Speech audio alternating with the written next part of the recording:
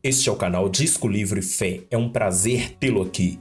E no lado B de hoje estarei dando continuidade ao tema A Boa Reputação, da série A Balança do Sábio. Se você não viu o vídeo anterior, seria bom assisti-lo antes. Quero lembrar que tudo que eu disser você deve examinar e ficar com o que é bom. Lembre-se sempre disso. Essa é a regra para todas as reflexões que trago aqui no canal. Deixei de dizer isto no vídeo anterior. Peço que curta, comente e compartilhe, não somente este como os demais vídeos do canal, caso goste do conteúdo. Convido-lhe também a se inscrever no canal e ativar o sino de notificações. Antes, irei ler os dois textos base. Provérbios 22, verso 1, diz: A boa reputação vale mais que grandes riquezas. Desfrutar de boa estima vale mais que prata e ouro. E Eclesiastes 7, verso 1, parte A, diz: Um bom nome é melhor do que um perfume finíssimo. Havia dito no vídeo anterior que a má reputação de alguém, de um cristão mais especificamente, ou melhor dizendo, de um dito cristão, descredibiliza não somente a pessoa em si, de má reputação, de nome sujo, mas também descredibiliza a mensagem que ela proclama, todas as outras pessoas, todo o grupo que proclama a mesma mensagem, e descredibiliza até mesmo o próprio autor da mensagem, Deus. Então vamos lá. A má reputação de um cristão descredibiliza a mensagem que ele proclama. No Evangelho de João, capítulo 17, do versículo 15 a 21, Jesus ora a favor dos discípulos dizendo: Não rogo que os tires do mundo, mas que os protejas do maligno. Eles não são do mundo, como eu também não sou. Santifica-os na verdade. A tua palavra é a verdade. Assim como me enviaste ao mundo, eu os enviei ao mundo.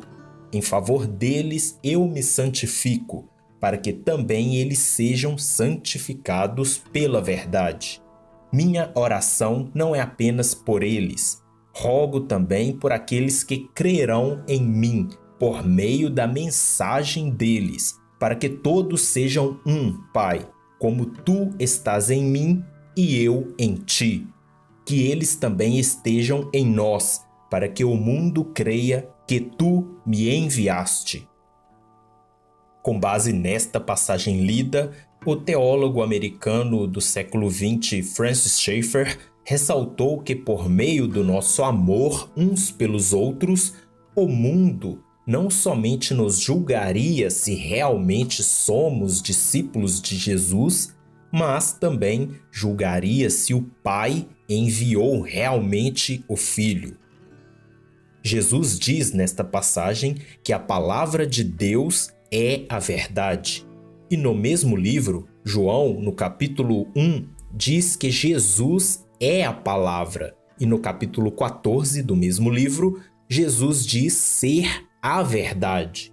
Recapitulando, a palavra de Deus é a verdade. Jesus é a palavra e a verdade. Jesus ora para que os discípulos sejam santificados pela verdade, isto é, por ele, porque não pode haver mentira, pois Jesus é a verdade.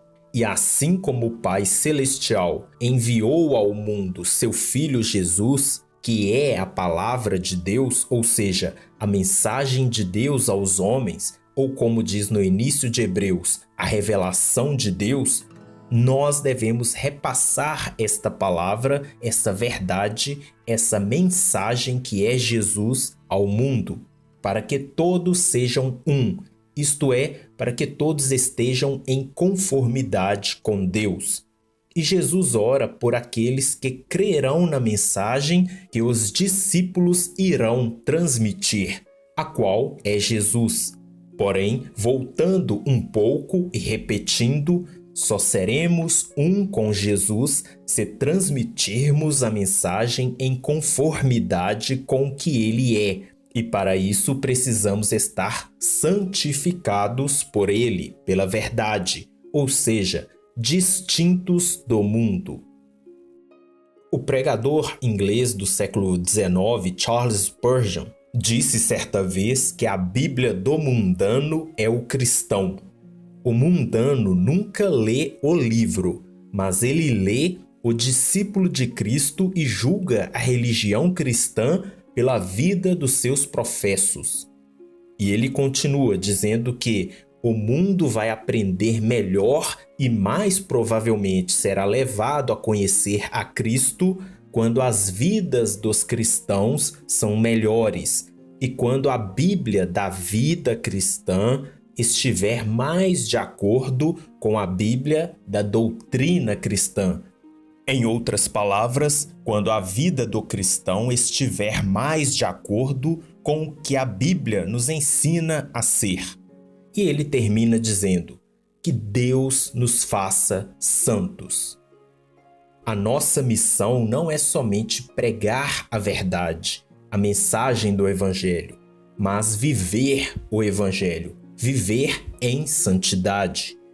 Do que adianta pregarmos algo e não vivermos de acordo com o que pregamos? Quem dará crédito à nossa mensagem de que o Evangelho pode transformar a nossa vida, sendo que a nossa própria vida não demonstra ter sido transformada? Essa seria uma propaganda contraproducente.